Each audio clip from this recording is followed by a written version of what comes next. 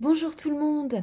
Aujourd'hui, j'aimerais faire le point sur une notion pas évidente à aborder ou peut-être à écouter, mais tellement nécessaire sur la notion d'emprise, de perversion, de relations, on va dire, toxiques. Alors, il y a les relations qui sont toxiques, qui n'induisent pas forcément que les personnes soient toxiques, mais il y a les personnes au comportement pervers, pervers narcissiques, peu importe, qui peuvent avoir un impact très fort sur des gens, et ça peut aller jusqu'au suicide et jusqu'à des choses voilà, très graves.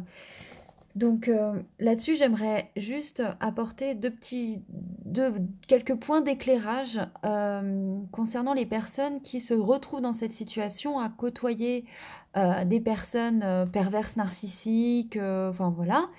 Et ce que j'ai pu observer de plus difficile pour les victimes, c'est d'accepter de concevoir que la personne puisse euh, être aussi dure, être aussi méchante, sachant que ce processus est très progressif, c'est-à-dire que dans la relation, les barrières et les limites ont été progressivement atteintes. Pour être renversé, bien sûr, on n'arrive pas à ce type de relation extrêmement dangereuse, anxiogène, maltraitante, sans avoir eu des étapes intermédiaires. Ces étapes intermédiaires, elles ont toutes peu à peu, voilà, enlevé certaines barrières, ce qui fait que la personne victime, peu à peu, commence à accepter l'inacceptable. Euh, Sous couvert aussi d'une intimité, de bons moments parfois, qui, on va dire, enrobe et hypnotise les moments où on essaye d'être lucide, les moments où on essaye d'analyser la situation. Donc ces barrières qui s'effondrent progressivement arrivent souvent à un point critique où la personne vit de la maltraitance, du harcèlement, sans pouvoir concevoir, vraiment sans comprendre pourquoi l'interlocuteur en face peut être aussi méchant, peut être aussi violent. Et c'est cette notion de compréhension qui bloque. Et là, c'est là que c'est difficile parce que essayer de comprendre quelqu'un qui est profondément pervers, c'est se vouer à un jeu extrêmement dangereux, et d'aller dans une folie incompréhensible justement. Donc il est important de renoncer à vouloir comprendre, renoncer aussi à vouloir excuser. Beaucoup cherchent à excuser, ah oui, avec son enfance, avec ce qui lui est arrivé, etc.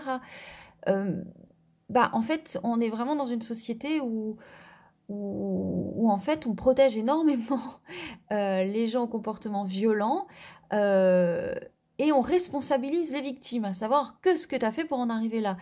Et c'est vrai qu'il est important de concevoir que pour nous-mêmes, on est également aussi maltraitant et que même pour les autres, on va avoir ce genre de jugement en pensant que nous sommes des personnes tout à fait bien pensantes et gentilles, car nous cherchons à trouver, avoir de l'empathie pour une personne qui agit de manière extrêmement violente. Donc, il faut savoir à quel moment l'empathie devient vraiment un outil intéressant. Déjà, soyez, si vous êtes victime, soyez plutôt empathique pour vous, car quand vous essayez d'être empathique avec quelqu'un qui est pervers, vous êtes juste en train de projeter vos propres émotions sur cette personne.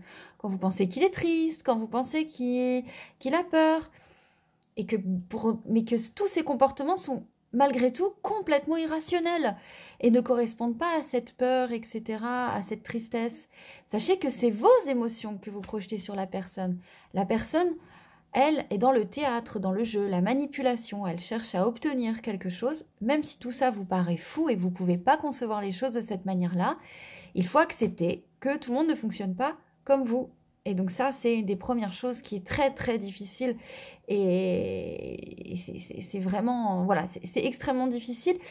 On n'est pas, et sachant que ces personnes-là en plus utilisent des discours schizophréniques qui font perdre l'ancrage de la victime en face. Et du coup, la victime a du mal à raisonner, elle a du mal à se valider, elle a du mal à se faire confiance en fait. Donc ce qui va augmenter ce processus-là. Sans compter que il est difficile, vraiment difficile comment dire, pour le cerveau, pour la psyché, de concevoir en fait la méchanceté à ce point. Donc automatiquement, il va y avoir comme des espèces de stratégies du détour. Non, c'est forcément de ma faute. Non, il y a forcément une bonne raison. Parce qu'encore une fois, concevoir l'inconcevable, c'est vraiment difficile. Donc pour toutes les personnes qui sont dans ce genre de situation, si vous avez des symptômes tels que des crises d'angoisse, des problèmes de sommeil, problèmes d'alimentation, des sensations de plus pouvoir être avec des gens, pardon, sans vous sentir mal, avoir l'impression que tout ce que vous allez dire c'est stupide, que vous avez l'impression de perdre vraiment vos moyens, confiance en vous, posez-vous des questions.